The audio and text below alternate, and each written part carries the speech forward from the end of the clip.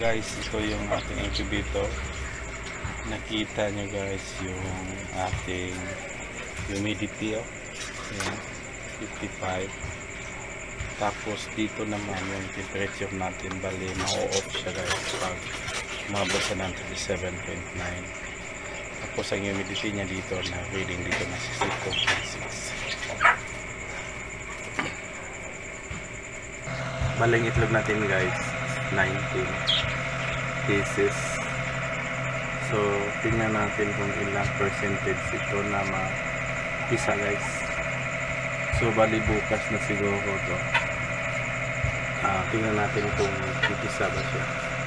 Pero ito guys yung kanyang water. Pero may ginawa tayo dito guys na humid. Ito guys, yan o. Ito yung humidifier guys. Ayan. Yan. May fan siya. Tapos ito yung foam. Tapos lagyan natin ng tubig. So bukas tingnan natin kung makuha ba tayo ng 70% na humidity dito guys. Yan. Pag umabot siya ng 37.7, so mag-o-on yung kanya valve, yung bali yung nagpapainit sa kanya. Yan. Yan. Basta umabot siya ng 37.7. Pero kung umabot naman siya ng 37.9, mamatay yung ilaw niya guys. Yan. So, ngayon nasa ano tayo dito sa STC natin guys, may reading tayo na 37.7. pero dito sa ating portable na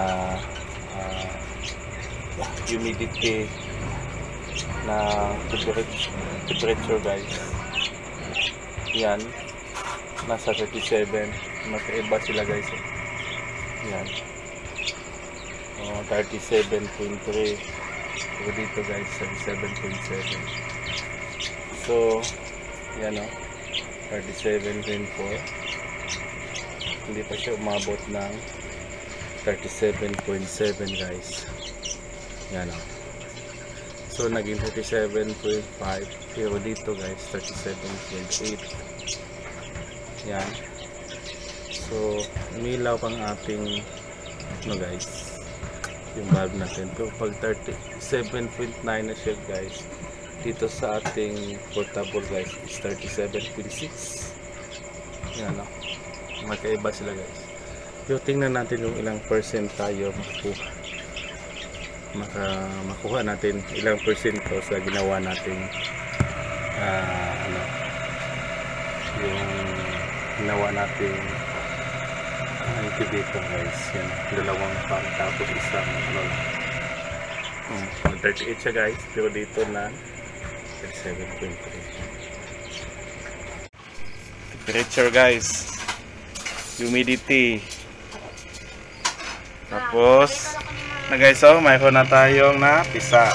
Yan yung humidifier natin yan. Ito guys ang ginawa natin yan, kapag kapag mag 75 siya, pero dito 66 lang, yan andar na yung humidifier natin guys.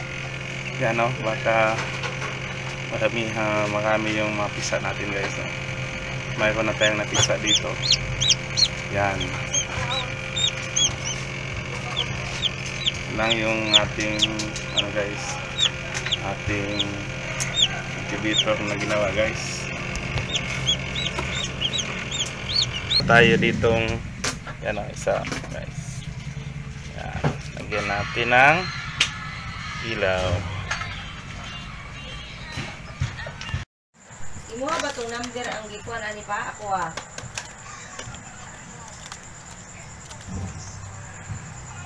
Ako